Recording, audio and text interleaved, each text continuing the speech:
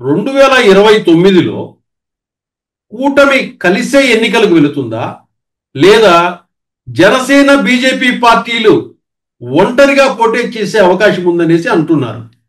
ఇది ఎంతవరకు వాస్తవం? ఇక్కడ లలిత్ కుమార్ గారు ఆల్రెడీ ఒకటి నడుస్తోంది, మిషన్ లోకేష్ 2029. డెఫినెట్ గా ఆ మిషన్ లోకేష్ 2029 అన్నది అఫీషియల్ గా ముందరికి వస్తే తప్పకుండా జనసేన తెలుగుదేశం పార్టీకి విడాకులు ఇవ్వడం తథ్యం. దాంట్లో ఏమాత్రం తేడా లేదు.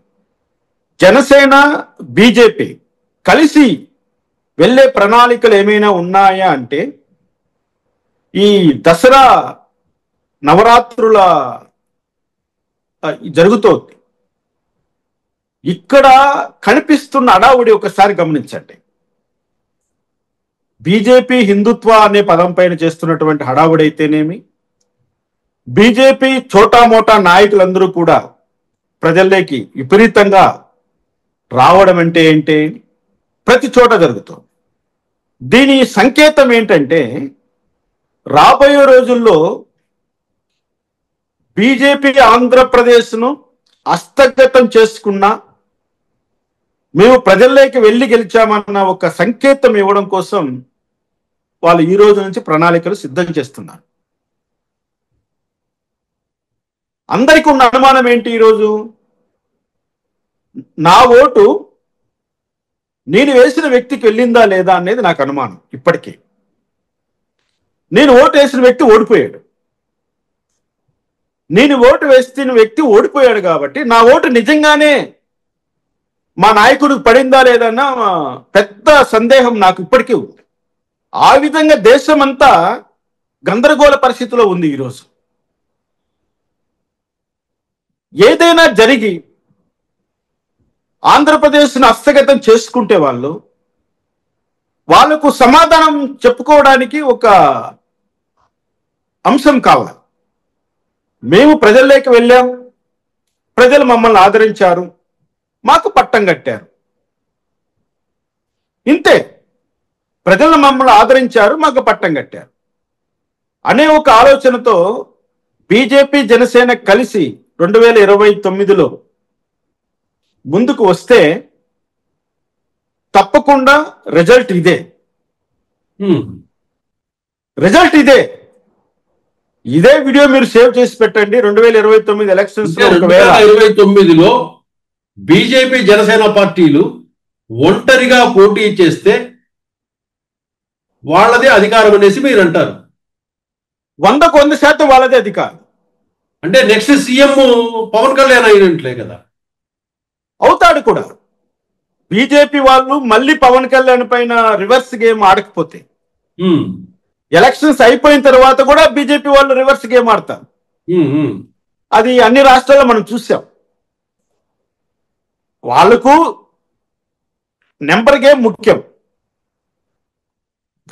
ఆంధ్ర ప్రజల భవిష్యత్తు వాళ్ళకు ముఖ్యం కాదు. వాళ్ళకు కావాల్సింది అధికారము, నెంబర్ గేమ్. ఆంధ్రప్రదేశ్ ప్రజల కోసం బీజేపీ వాళ్ళు ఏదైనా చేసినారని చెప్పుకోవాలంటే విభజన చట్టములో ఉన్న హామీలను నెరవేరిస్తేనే బీజేపీ ఆంధ్ర ప్రజలకు చేసిందనే దానికి నిదర్శనం.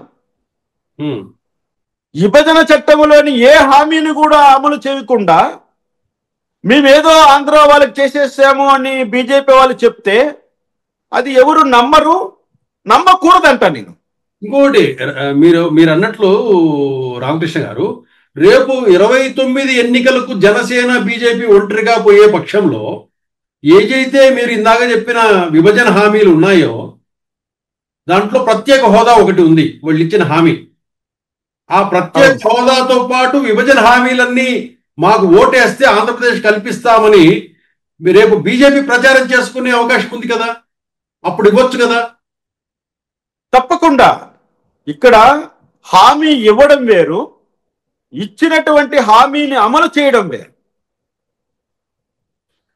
ఆల్రెడీ చట్టంలో పొందుపరిచినటువంటి అంశాలనే మీరు అమలు చేయకుండా మళ్ళీ మాకు పట్టం కట్టండి, మీకు ప్రత్యేక హోదా ఇస్తానంటూ బీజేపీ మాట్లాడడం అన్నది జరగదు. ఎందుకంటే అది ఆల్రెడీ పక్కకు జరిగిపోయిన అంశం. బీజేపీ వాళ్ళ దృష్టిలో అయితేనేమి, జనసేన వాళ్ళ దృష్టిలో అయితేనేమి, ఈవెన్ తెలుగుదేశం పార్టీ వాళ్ళ దృష్టిలో అయితేనేమి, చాలా విభజన అంశాలన్నీ కూడా జరిగిపోయాయి పక్కకి. కాబట్టి ఇక్కడ మనం ఏంటంటే మనం చేయాల్సింది ఒకటేనండి, బీజేపీ, జనసేన, తెలుగుదేశం కలిసి ఉన్నాయి కాబట్టి ఆంధ్ర ప్రజలు వాళ్లకు అబ్సల్యూట్ మెజారిటీ ఇచ్చేశారు తమ ఓటు హక్కు ద్వారా.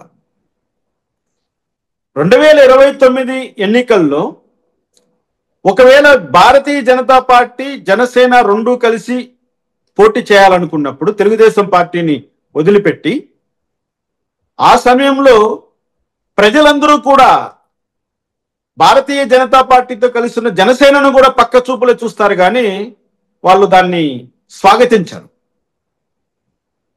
కానీ నా ఓటు నేను వేసిన వాళ్ళకు పడిందా లేదా అనుమానం నాకు ఉంది కాబట్టి ఏదైనా జరగచ్చు. నా ఓటు ఏమైపోయిందో నేను చెప్పలేని స్థితిలో నేనున్నాను. ఎందుకంటే నా సెల్ ఫోన్లో నేను ఒక వీడియో నొక్కితే ఇంకో వీడియో వస్తుంది. నాకు తెలియకుండానే నా సెల్ ఫోన్లోకి కొన్ని అవాంఛితమైనటువంటి వీడియోస్ వస్తాయి. నా ప్రమేయం ఉండదు అందులో. అటువంటి టెక్నాలజీని నమ్ముకోవడం ముఖ్యమా, నా నోట్బుక్ పెట్టుకొని నా పెన్నుతో నేను రాసుకునేది నాకు ముఖ్యమా? నా నోట్బుక్ లో నేను రాసుకున్నది నా పెన్నుతో, నా చేతులతో నేను రాసింది నాకు ముఖ్యం, నా అథెంటికేటివ్ అది. కానీ ఇక్కడ ఏం జరుగుతోంది, నా సెల్ ఫోన్లో నాకు తెలియకునే నాకు ఇష్టం లేని వీడియో వస్తుంది. It's a technology. కాబట్టి అనుమానాలు నివృత్తి కావాలి. అది ఎప్పుడవుతుందో చెప్పలేం. ఎందుకంటే ఒక సమస్యను పరిష్కరించడానికి రాజ్యాంగంలో 4 ప్రధాన భూమికలు ఉన్నాయి. ఈరోజు ఆ 4 ప్రధాన భూమికలు కూడా ఒకే భూమిగా గుండ్రంగా తిరుగుతున్నాయి. ఒకే భూమి అయిపోయింది. There is no separate, there is no separation of powers, only isolated power. ఇటువంటి సందర్భంలో ఏం మాట్లాడగలుగుతాం? ప్రజలకు కూడా నమ్మకం పోయింది. చాలా మంది ఏముందండి, ఎవరికి ఓట్లేస్తున్నాము, ఎవరికి ఎందుకు వేస్తున్నామని వదిలేసేంటి. ఎవరికి ఓట్లేసినా కూడా జగన్కి వేసిన పాలన ఆ విధంగా ఉంది, కూటమికి వేసిన పాలన అదే విధంగా ఉంది, ఇంకెవరికి వేసినా కూడా అదే పాలన ఉంటుందనే భావనలోకి ప్రజలు వచ్చారు అనుకోవాలి కదా సార్ మనం. అంతే. ఇంకా ప్రజాస్వామ్యం అంటే మార్పు. అంటే తప్పు చేసిన పార్టీ, చేతగాని పార్టీ పక్కకి పెట్టడం మార్పు. ఇక్కడ ఏముంది, బెడ్ పైన ఒక దుప్పటి మార్చి ఇంకో దుప్పటి వేయడమే. Where is the difference? Colour మారుతుందంతే. అది కరెక్ట్ కాదు కదా అధికారము చలాయించడానికి. ఇక్కడ జగన్మోహన్ రెడ్డిని తప్పులు పడదామా అంటే 100కు 100% ఆయన తప్పు చేశాడు అనడానికి వీలు లేదు. కూటమి ప్రభుత్వాన్ని మెచ్చుకుందాం ఇప్పుడంటే వీళ్ళు జగన్మోహన్ రెడ్డి కంటే మేలుగా చేసిన అంశాలు ఏమైనా ఉన్నాయంటే అవి లేవు. కేవలం సంక్షేమ పథకాలపైన జగన్మోహన్ రెడ్డి ఆధారపడడం ఆయన చేసిన మొదటి తప్పు. కూటమి ప్రభుత్వం సంక్షేమాన్ని, అభివృద్ధిని రెండింటినీ టేకప్ చేసింది కాబట్టి వీళ్ళు మంచి వాళ్ళుగా కనపడుతున్నారని భ్రమిస్తున్నాం. ఇంకా 3 సంవత్సరాల పాటు ఆ భ్రమలో మనం బతకాలి. 2029లో అప్పుడు ఏ రాజకీయ పక్షం ఎలా మారుతుందో, సెంట్రల్ గవర్నమెంట్ ఏ విధమైన నిర్ణయాలు తీసుకుంటుందో, ఎలక్షన్ కమిషన్ ఏ విధమైన నిర్ణయాలు తీసుకుంటుందో, ప్రజలకు ఏ విధమైన ఆలోచనలు వస్తాయో, ప్రజల్లో తిరుగుబాటు ఏ విధంగా వస్తుందో, అవన్నీ కూడా ముందు జరగబోయేటివి వేచి చూడాల్సిందే మనం. కానీ ఒకటి మాత్రం స్పష్టంగా చెప్పుకోగలుగుతాం, అంటే జగన్మోహన్ రెడ్డి ప్రభుత్వంలో ఉన్న అవినీతి కూటమి ప్రభుత్వములో తగ్గిందా పెరిగిందా? నేనైతే పెరిగిందనే చెప్తాను.